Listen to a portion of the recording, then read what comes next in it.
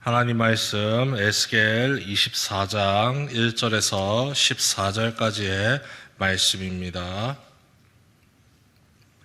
에스겔 24장 1절에서 14절 말씀입니다.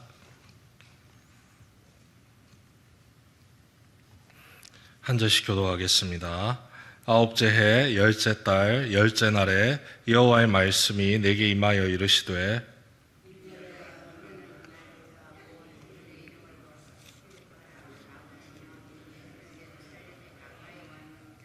너는 이 반역하는 족속에게 비유를 베풀어 이르기를 주 여호와께서 이같이 말씀하시기를 가마 하나를 걸라.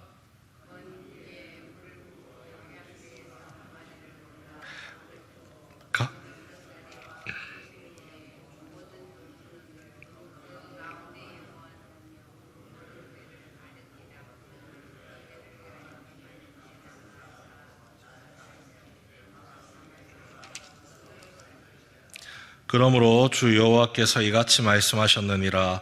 피를 흘린 성읍 녹슨 가마 곧 그 속의 녹을 없이 하지 아니한 가마여 화 있을진저 제비 뽑을 것도 없이 그 덩이 하나를 하나하나 꺼낼지어다.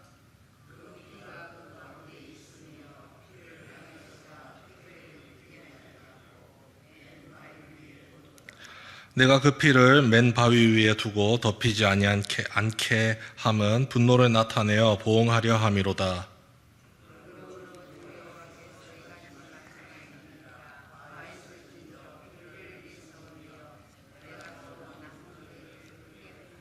나무를 많이 쌓고 불을 피워 그 고기를 삶아 녹이고 국물을 졸이고 그 뼈를 태우고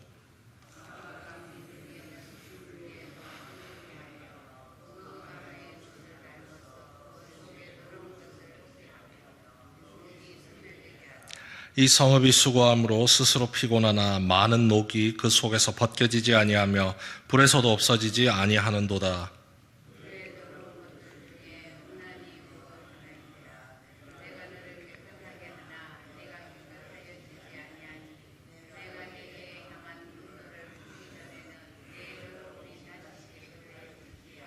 함께 읽습니다. 나 여호와가 말하였은즉 그 일이 이루어질지라. 내가 돌이키지도 아니하고 아끼지도 아니하며 뉘우치지도 아니하고 행하리니 그들이 내 모든 행위대로 너를 재판하리라. 주 여호와의 말씀이니라. 아멘. 시대적 배경이 1절 말씀에 설명이 됩니다. 아홉째 해 열째 달 9년 10월 10일 여호야긴 왕이 바벨론의 포로로 붙잡혀간 지 9년 10개월째가 되는 해입니다. 이때는 예루살렘이 느부갓네살 왕의 3차 침공이 이제 곧 시작되려고 하는 시점입니다. 조만간 예루살렘이 둘러싸이고 공격을 받아서 멸망당하기 직전의 모습이죠. 그래서 2절 말씀에 바벨론 왕이 오늘 예루살렘에 가까이 왔느니라. 지금 예루살렘의 풍전등화와 같은 상황을 보여주면서 오늘 말씀이 시작이 되죠. 24장에는 두 가지 비유가 나타납니다. 하나는 방금 성도 여러분들께서 읽으신 녹슨 가마의 비유고, 또 다른 하나는 에스겔의 아내가 죽습니다. 죽었으나 슬퍼할 수 없는 모습을 보여주는 이유에 대한 말씀이 나타납니다. 아내가 죽었음에도 불구하고 그런 극심한 슬픔 가운데 있지만 감히 눈물을 흘리지 못하고 소리를 지르지 못하고 슬퍼하지 못하면 그 죄 때문에 그러한 고통을 당연하게 당하는 것임을 깨달으라는 의미에서 주어진 모습입니다. 녹슨 가마도 그와 비슷한 맥락입니다. 죄 때문에 지금 그 가마솥 내부에 있는 그 더러운 죄가 도무지 제거되지 아니하고 도무지 사라지지 않아서 그 죄를 없이 할 때까지 하나님의 진노가 끊이지 않겠다는 경고의 말씀이 담겨 있는 것이죠. 녹슨 가마솥, 붉게 녹이 슬어서 아무도 그것을 쓰려고 하지 않는데 그곳에 물을 담아서 양을 한 마리를 잡고 각을 떠서 솥에 넣고 푹 끓입니다. 완전히 그 살이 녹아서 흐물흐물해지도록 뼈가 다 드러날 정도로 완전히 물러질 정도로, 그리고 어느 정도로 극심하게 끓이느냐, 그 국물이 다 졸아붙고 아무런 흔적조차 남지 않도록 완벽하게 끓어버리는 거죠. 이 유다 백성들을 향한 하나님의 진노의 모습이 바로 이와 같다는 겁니다. 그들의 마음에 도무지 죄가 지워지지를 않습니다. 모든 음식물을 다 끓이고 다 끄집어낸 다음에 솥을 뒤집어서 계속해서 나무를 떼면서 이 가마솥 내부에 있는 녹을 없애려고 하나님께서 계속 불을 피워라 뜨겁게 만들어라 합니다. 그런데 도무지 그 죄가 지워지지를 않습니다. 왜 안 지워지느냐? 이 말씀을 통해서 우리에게 알려주시는데, 하나님이 그것을 아무리 깨끗하게 하려고 지우고 해도 이스라엘 백성들이 더 빨리 죄를 계속해서 덮고 뒤엎고 있다는 겁니다. 그러니 도무지 이 죄가 사라질 기미가 보이지 않고 녹이 그대로, 흔적이 그대로 남아서 이 더러운 녹이 남아 있다는 겁니다. 그만큼 이 이스라엘 백성들, 하나님의 곁을 떠나서 짓는 죄가 아주 크다는 것이죠. 그 수많은 죄들 가운데 하나를 소개하기를 음란이라고 표현을 합니다. 그 음란의 죄는 바로 우상숭배입니다. 하나님께서 끊임없이 기회를 주셨습니다. 하나님께로 돌아오라. 그리고 하나님의 말씀이 분명하게 주어졌었죠. 이미 예레미야 말씀을 통해서 우리가 잘 알고 있습니다. 바벨론에 항복해라. 하지만 그들은 듣지 않습니다. 우상을 믿고 섬기고 있으며 자기 마음에 들지 않으면 설령 하나님의 말씀이라 할지라도 그것은 잘못됐습니다. 거짓 예언자들의 말을 듣고 그 말에 마음의 안식과 평안을 누리면서 자신의 삶을 이어가기를 소망하는 모습이 지금 현재 당면한 이스라엘 백성들의 모습입니다. 에스겔의 입장에서는 굉장히 기가 막힌 입장이죠. 자기는 포로로 잡혀와서 지금 현실을 깨닫고 하나님의 말씀을 받고 있는 중인데, 지금 예루살렘에 살고 있는 이 유다 백성들은 자신들이 지금 고향 땅에 그대로 있기 때문에 안전하다고 여기고 있는 겁니다. 아무런 문제가 없을 거라고 희망하고 있는 겁니다. 지금 풍전등화와 같은 상황입니다. 아직 벌어지지 않았지만 적군이 지금 코앞에 당도한 상황입니다. 그런 가운데서도 도무지 돌이킬 생각을 하지 않으니 하나님께서 이런 비유를 통해서 그들의 죄가 얼마나 무거운지를 알려주시는 것이죠. 에스겔의 입장에서는 그 죄의 무서움을 접하고 이제 그 결과가 어떤 것인지를 알게 되니 굉장히 두렵습니다. 근심이 넘칩니다. 이토록 크나큰 죄악 때문에 우리가 벌을 받고 또 하나님께서 이렇게 진노하시는구나. 하나님 너무 무섭습니다. 두렵습니다. 이렇게 생각할 수가 있습니다. 그런데 반대로 한번 생각을 해보죠. 만약 심판을 내리는 하나님의 입장에서 우리가 생각을 한다면 어떨까요? 하나님이 심판을 내리십니다. 극도로 진노하셨습니다. 자녀가 도무지 내 말을 듣지 않으니까 이제는 매를 들고 바로 잡아야 되겠다.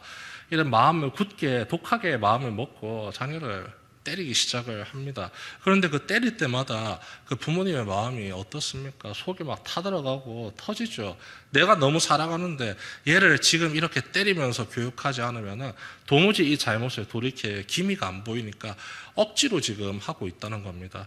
보통 그렇게 아이를 혼내고 나면 이제 아이가 막 울면서 잘못했다고 외치고 결국은 저녁에 쓰러지면서 자기 방에 들어가서 막 누워서 울다가 지쳐서 잠이 듭니다.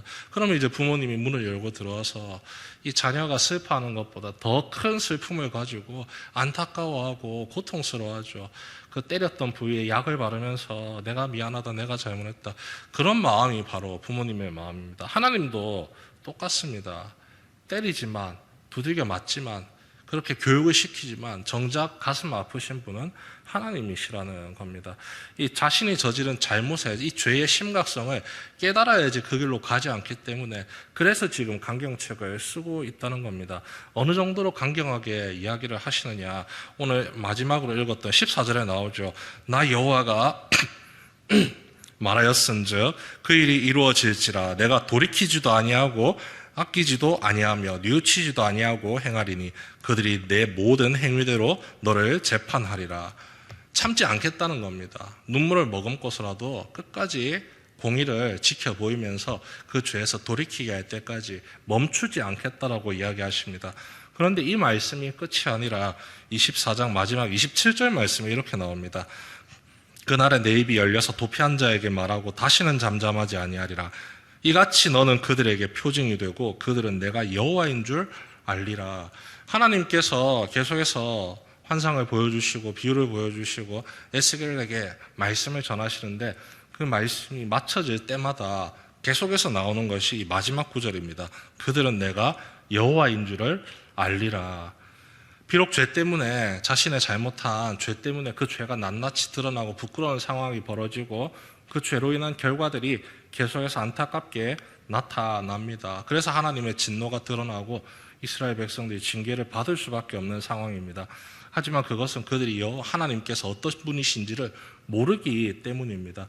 징계를 통해서 하나님의 공의를 깨닫게 되고 자신이 저지른 죄의 무서움을 깨닫게 되고 하나님이 무엇 때문에 우리를 이렇게 심판하시고 징계하시고 이끌어가고 계시는지를 깨닫게 된다는 겁니다. 내가 여호와인 줄을 알리라. 생명의 길로, 은혜의 길로, 구원의 길로 이끄시기 위해 지금 눈물을 머금고 이 고통의 길을 걸어가고 계시는 그 하나님의 입장을 알게 될 것이다. 결국은 회개의 길로 이끄시고 심판을 벗어나서 구원의 은혜를 베푸시는 여호와인 줄을 너희가 그때는 알게 될 것이다. 말씀을 하고 계시는 거죠.